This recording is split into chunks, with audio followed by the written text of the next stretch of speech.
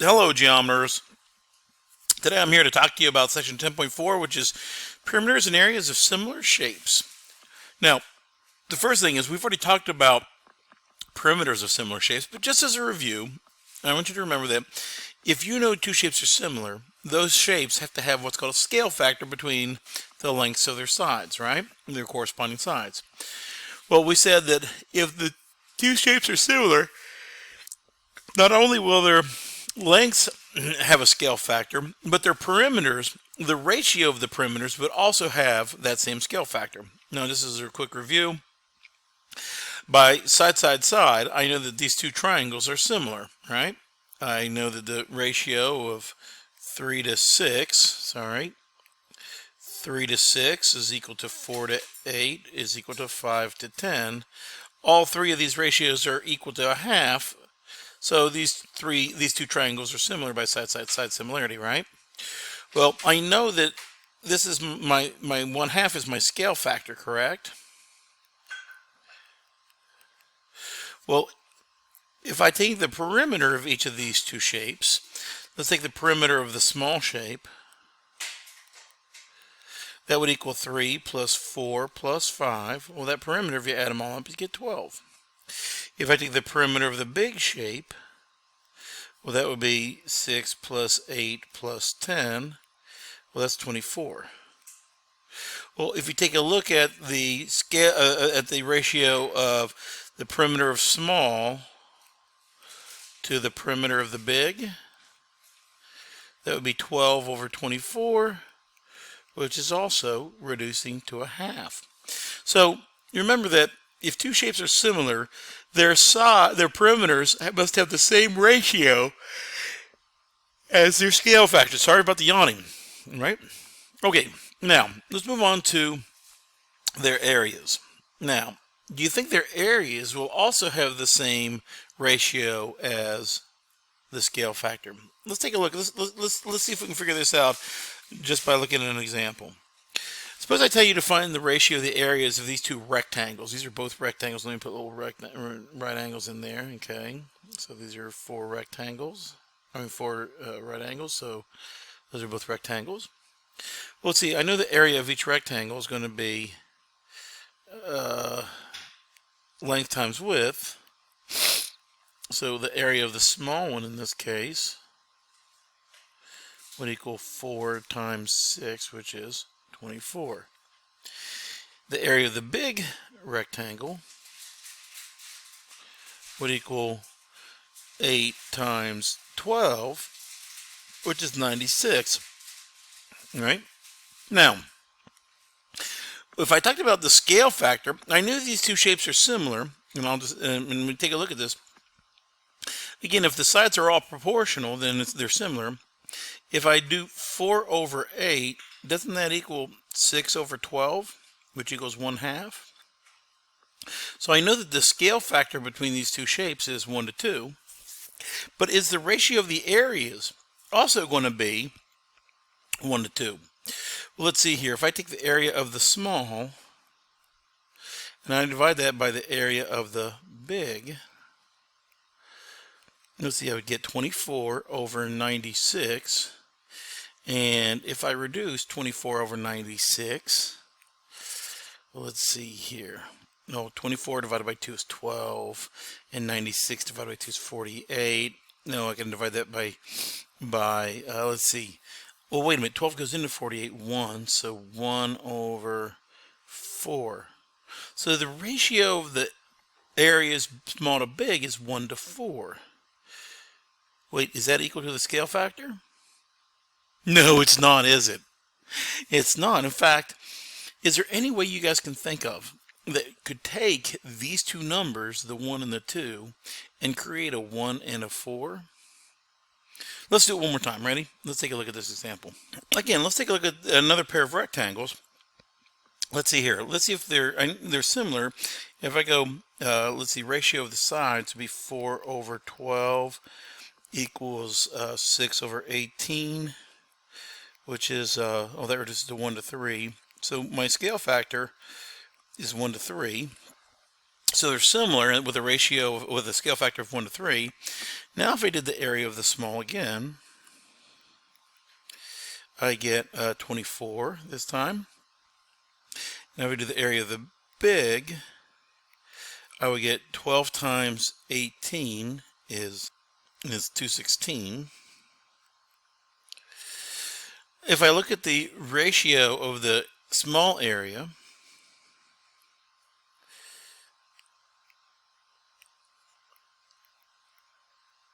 over the area of the big rectangle again, I would get 24 over 216. Well, this time, let's see, I know they're both even, so if I divide by 2, I would get, let's see, 12 over 108.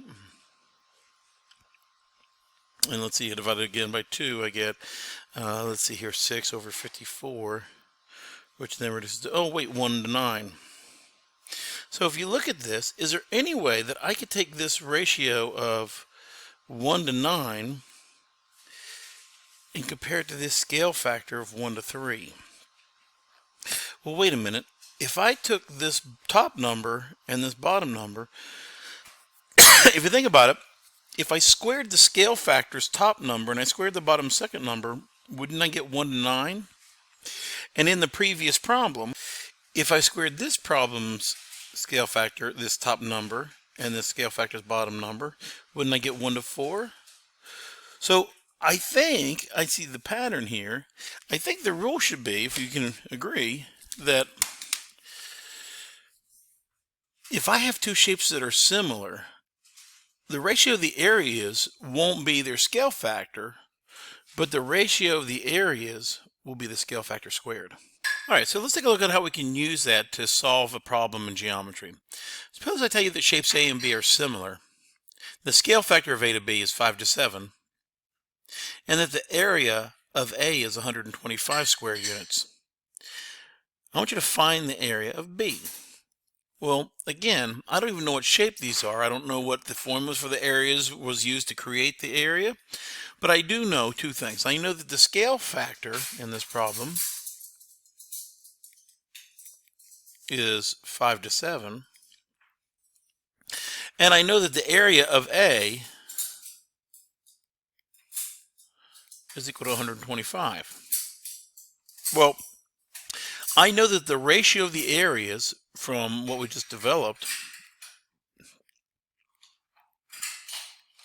is equal to the scale factor squared, right? So wait a minute. If I know my scale factor is 5 over 7, couldn't I plug that into the right side of this equation? Don't I know that if I put 5 over 7 in for the scale factor on this side, shouldn't that equal the ratio of my two areas? Well, again, remember that the scale factor was 5 to of A to B was 5 to 7, so the 5 must be representative for the A, and the 7 must be the representative for B. So if that's the case, then the area of A should go on the top of this fraction, and the area of B, I'm just going to call him B, would be on the bottom. So wait a minute, I've set up a proportion that I can cross multiply to solve. The first thing I want to do is square this fraction, which would be 25 over 49. And now I can cross multiply. If I cross multiply, I would get 25b equals whatever 125 times 49 is. Now I'm not actually going to multiply those out because I recognize that 25 and 125 have something in common. So I can easily solve for b by dividing both sides by 25. When I do that, I get b equals, well, 25 goes into 125 5 times, and now I only have to multiply 5 times 49. I never had to multiply that 125 times 49. That'd be huge. I don't have to do that. So if I did this, I would get, was that 245? And so the area of B must be 245 square units. Okay, and that's how I can use the ratio of areas being the scale factor squared to find out missing areas. Let's do one more problem, then we'll call it a day. Okie dokie. In this last example, I'm going to tell you that shapes A and B are similar.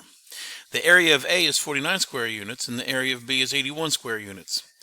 I want you to find the ratio of the perimeters. Well, let's see here. I'm asked to find the ratio of the perimeters, right? But I know that the ratio of the perimeters, ROP, is equal to my scale factor. And I know that the ratio of my areas, ROA, is my scale factor squared. Well, if you take a look at this, if I look at this equation right here, this says the ratio of the areas is equal to the scale factor squared. In this case, I don't know my scale factor, but I do know the two areas. I know the area of A is 49, the area of B is 81. I know I could make a fraction of 49 over 81 is the ratio of area A to area B. Well, that has to equal my scale factor squared. Well, if you think about this, just like we did in algebra, to solve for the scale factor, if I want to get rid of this squared exponent here, couldn't I just square root both sides? And if I did that, wouldn't my scale factor simply be 7 over 9? Now, why didn't I put a plus minus here? Because I know that when I square root both sides of an equation, I have to put a plus minus sign. Well, don't forget in geometry, you can't have negative lengths and you can't have negative angle measures. So therefore, you can't have a negative scale factor if that scale factor was created by dividing two positive lengths. So my scale factor is simply positive 7 over 9. But if my scale factor is 7 over 9, then I know that the ratio of the perimeters would also have to be 7 over 9. And as we like to say in West Virginia, voila, there's your answer. All right, folks, we'll see you later.